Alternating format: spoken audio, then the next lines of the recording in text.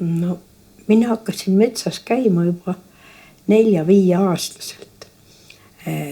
Meie korter oli vanas mõisamoonakate majas, nagu õpetajatele tookord neid anti ja kutsusime teda hundilaudaks, oli külm ja kõle, aga kohe uksest välja astudes mõne sammu järel jõudsin mõisaparki, mille järel tuli kohe ilus mets. Ja no ema võib-olla ei oleks mind nii väiksest peast lubanud, aga ema oli sel ajal ära komi ANSV-s, ta oli poliitvang tollal ja me elasime isaga kahekesi. Ja isa ise oli küll kah õpetaja, spordi ja muusikamees, aga tegelikult oli ta ka väga suur looduse sõber ja jahimees ja toona jahimehed olid võib-olla rohkem looduse kaitseks väljas kui praegu väga häälekad looduse kaitsjad. Et me käisime isaga, suvel tegime kasevihtu ja lepavihtu ja talvel suuskadega viisime neid metsa kitsedele ja põtradele ja seal oli ka suur soolakamakas, mida nad lakkusid seal ja oma pead käimisel oli see võlu, et ma nägin kõike oma silmaga, mis muutus looduses. Kevad oli muidugi eriti ilus, sest no meie maja ees oli kohe lai jõepais väikese saarega ja kevaditi siis kudesid seal konnad, see oli nagu mootorratta armee oleks tulekul.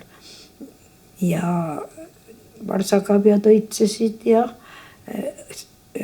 no sinililledest rääkimata muidugi siis tulid ülased ja kullerkupud ja jaanililled ja niisugune väga õitsev lilleline elu oli. Seal pargis sai ka kogu aeg käidud, aga kõige rohkem meenub mulle üks kord, kui ma läksin üsna masendunud sinna parki jalutama, sest ma olin kuulnud,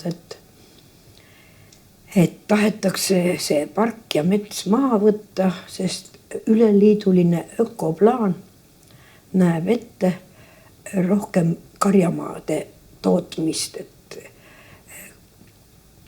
seal puude vahel oli halb loomi karjatada ja et siis jõe ääres oli kah niisugune karehein. Ja siis nõnda siis käis see jutt, et midagi ei saa teha, tollal ju rahva käest midagi ei küsitud. Ma olin just ülikooli lõpetanud ja kandsin oma esimest last. Hästi palju jalutasin seetõttu just metsas, mõtlesin, et tema tahab ka värsket õhku. Ja samal ajal vaatasin, kuidas rähn toksis seal vana kuuse peal ja kuidas varesed lendasid üle. Hakke oli ka meie kandis tollal palju. Ja mõtlesin sellele, et mis sest siis saab, nüüd kõik see ära kaob, mida peaks tegema. Ja samal ajal kumises mu peal Andres Valkoneni meloodia, millele ta ootas teksti.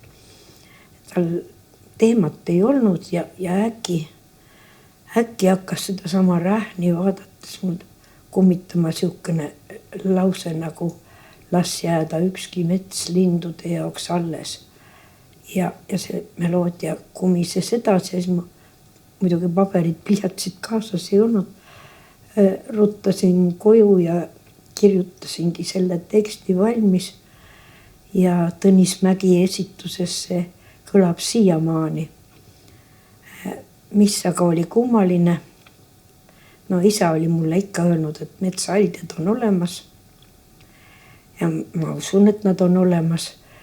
Kui näiteks metsas ära eksid, siis tuleb müts teistpidi pöörata või jakk pahupidi pöörata.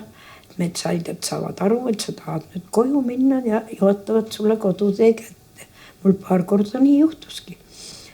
Ja mis need metsaaldjad siis, ma ei tea, kas nad kuulsid seda laulu või mis, aga igatahes jäi see plaan katki. Või siis muutusid need üleliidulised ökoplaanid kuidagi. Nii et park on siiamaani alles natuke võsastunud, aga ikkagi pärnad, vahtrad, saared, kõik on olemas.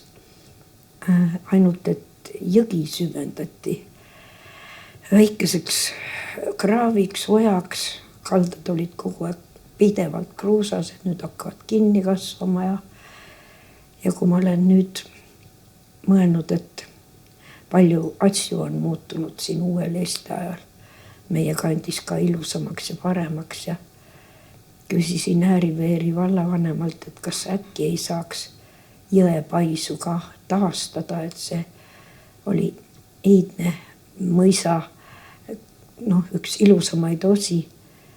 Ja siis selgus, et ei saa. Et see on liiga kallis ja liiga vaevanõudev. Ja siis ma mõtlesingi, et nii need inimeste asjad käivad, et hävitada ja lõhkuda ja kaotada.